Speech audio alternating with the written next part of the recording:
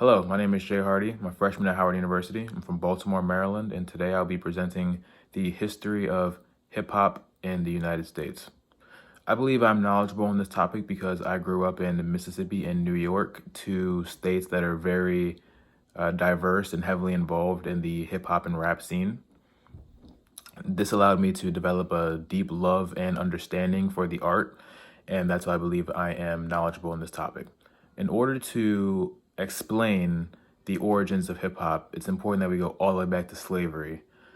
Slaves were often forced to forget their culture, and they were often stripped of their creativity, so we had to find other ways to express ourselves. This included hairstyles, quilts, and as time progressed and we got more freedom and rights, it became poetry was one of the main staples of expressing ourselves.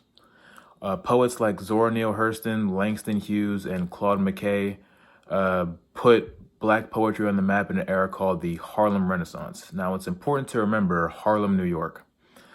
Over time, poetry became more and more popular as a way to express yourself. In areas like Harlem, Brooklyn, and the Bronx, they would host parties where people would be allowed to say their poetry over music. This is the birth of what we know as hip hop. People like DJ Kool Herc would throw parties where he and other guests of the party could say their poetry over music. As the years went by, this became more and more popular throughout New York and eventually left the state, traveling west and south. By the time the 80s it rolled around, it became so popular that it began developing subgenres. The first of these subgenres was a slower, more melodic hip hop, which was more popular in New York with artists like Grandmaster Flash, Run DMC, and Houdini, who rapped about the struggles of their life. The second subgenre was more of a Western and Southern thing, where they also rapped about the struggles of their life, but included the more criminal details that they felt like they needed to do to survive in that time period. Artists like Ice-T and NWA put this gangster rap on the map. By the time the 1990s and 2000s rolled around, hip hop was the biggest and most commercial genre in the world. And it allowed several groups of people to express themselves, including Jewish people and Latino people.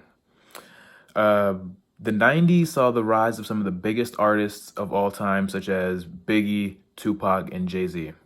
It's also known as the golden age of hip hop and also birthed the group/team rap groups such as Wu-Tang Clan, Public Enemy, A Tribe Called Quest, and Mobb Deep.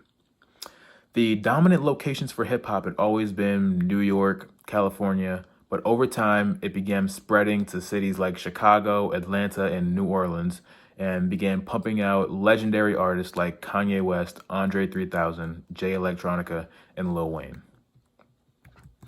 Hip hop has always been an important part of Black culture because it's been a way for us to express ourselves in ways that we wouldn't have been able to do before. Previously, we had expressed ourselves using methods like painting and jazz, which was more geared towards an older, more sophisticated audience, whereas hip hop was for the youth and allowed young people to express their creativity and emotions. Hip hop originated from poets in Harlem who inspired MCs to use their creativity to start a movement that would take over the world. It evolved over time and allowed Black people to truly express themselves and show the world how we feel. In conclusion, hip hop has always been a sacred and important part of Black culture, and I believe we should hold it to a very high regard.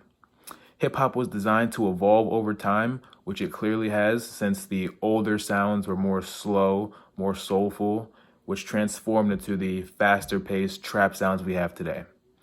I believe that we've done an excellent job in progressing the art style that was made for us back in the 1970s, and I'm very excited for the future of hip hop. Thank you.